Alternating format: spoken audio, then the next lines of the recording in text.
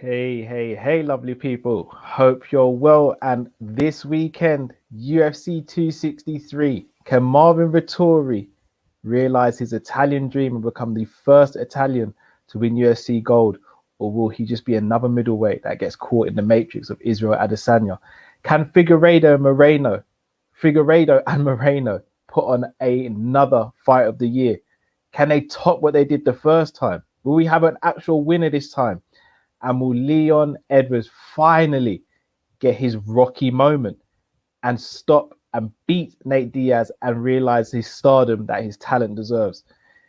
Guys, sit back, tune in. Welcome to the Sanderson Show. Welcome to UFC 263 predictions and preview. Let's go.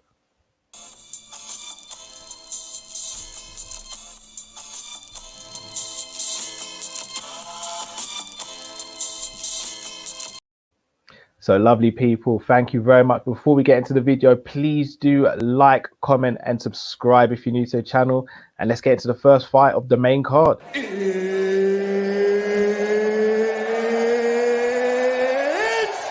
time!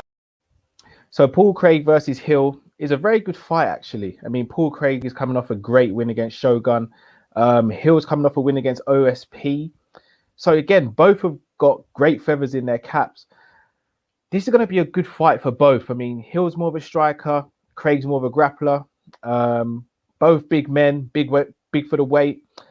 I'm gonna go with Craig for this one. I think the confidence that he's shown after the Shogun fight and the fact that that was a fight that he knew he could win, and even though he knows it wasn't the Shogun of old, he still went in there and put on a fantastic performance. And OSP is a fighter who blows very hot and cold. You can catch him, or some days you'll catch him on his best days and he'll trap you in a Von Flue or an OSP choke, as is now called. I'm gonna go with Craig on this one. I think his grappling will do well in this fight. I think he'll be able to control Hill, and I think he'll grind out a decision. I don't think he'll get a stoppage, but I think he'll get the decision. So let me know what you guys think in the comments below. On to the next fight.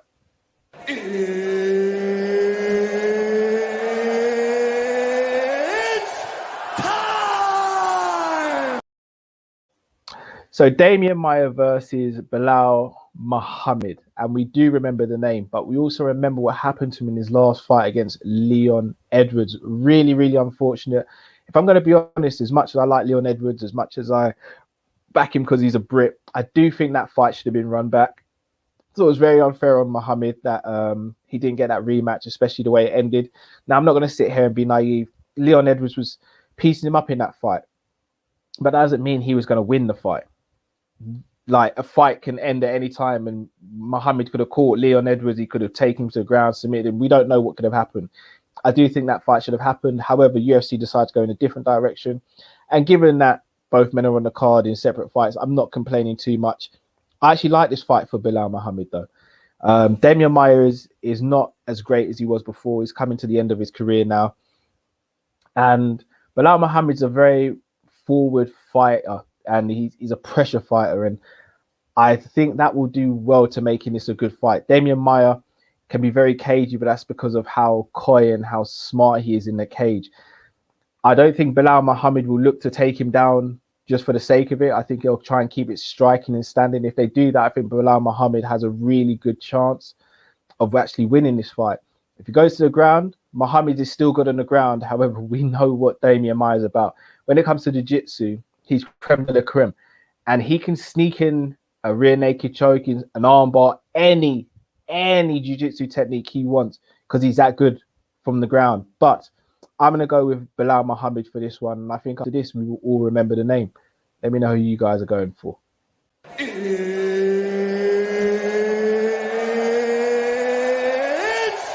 time! So a bit of history here. The first non-title, non-co-main event 5-round fight in the UFC. So let me get this straight. He was going to main event UFC 200, fell through. He came up with the concept of the BMF belt. He knocked Conor McGregor down off his perch when Conor McGregor seemed unbeatable and unstoppable. And now he's making history again by becoming the first fighter to fighting a 5-round non-title, non-co-main event fight. Nate Diaz is a pioneer, people.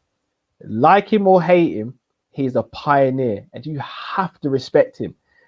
But on the other side of the cage will be a hungry, young lion in Leon Edwards. And let's be honest, Leon Edwards needs this fight. All the pressure's on Leon Edwards for this fight. Nate comes in with zero pressure in this fight. And Leon needs to put on a great performance here. Not just win, he needs to put on a great performance. If he, dare I say, gets a stoppage or has a fantastic performance against Nate, he goes from being that welterweight that no one wants to fight because he's unknown and no one wants to take the risk to you got to fight him now because he's known and he's high up in the rankings. This is huge for Leon Edwards. I can't stress that enough. And I do really hope Leon does well in this fight. I think I look at the two men, and as good as Nate Diaz is, as durable as he is, I don't see a way how he beats Leon Edwards. Leon Edwards is a bigger man. Leon Edwards got a great gas tank.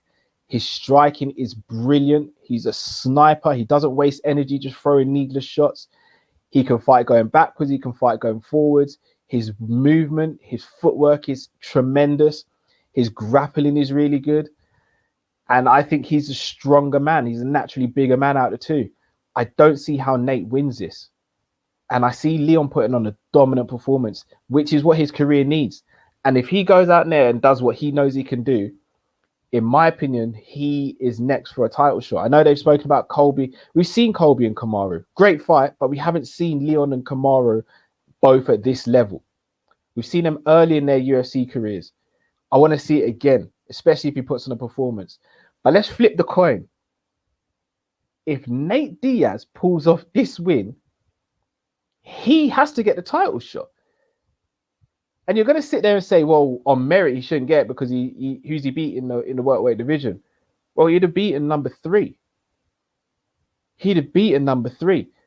Kamaru Usman's beaten 1 and 2. So Nate Diaz becomes the 3rd in the division. He's beaten Masvidal as well, who's number 4. He's beaten them all, apart from Wonderboy. Nate would be the next challenge. And let's be honest, for Kamaru Usman's profile, as high as it is now, even after stopping Masvidal, it will go through the roof if he gets the Nate Diaz fight. So while we're all going to be watching as spectators, I guarantee you the welterweight king is going to be really, really watching over this fight because this is big for him. But hey, I'm going Leon Edwards. I think he's going to get the stoppage between rounds 4 and round 5. Let me know what you guys think.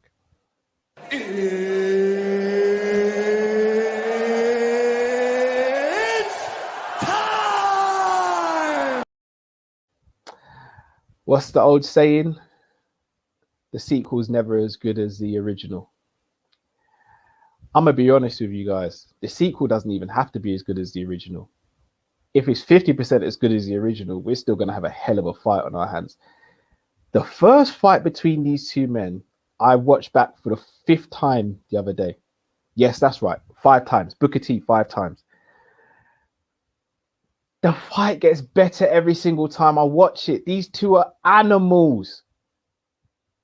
This is the fight I'm most looking forward to on the card. I'm just being real with everyone. They're not the biggest names. They're not the biggest guys. But they fought their heart out the last time. And I am so looking forward to seeing how this fight pans out. Can Davison Figueiredo, can he show his power is just too devastating at the weight? Now, bear in mind, the last time they fought was on 21 days. They didn't really have a training camp for each other and came off the back of wins both in that period as well, both on the same cards. Now they've both had training camps. Now they've been able to put a game plan together. They won't be tired, fatigued from the last fight, last training camp.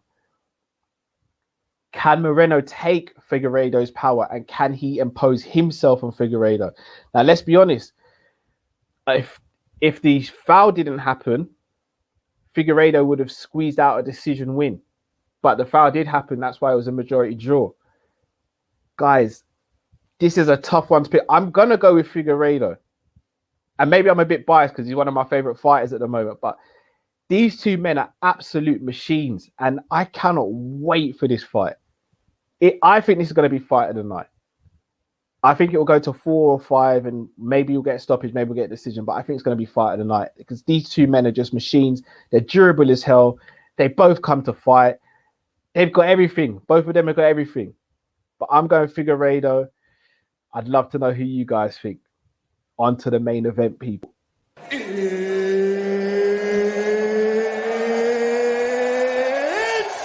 time! Right.